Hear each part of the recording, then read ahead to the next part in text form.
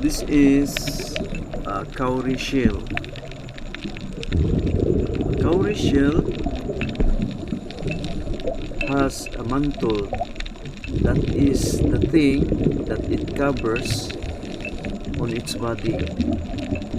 Without a mantle, this shell cannot creep, cannot walk or crawl, so it cannot move.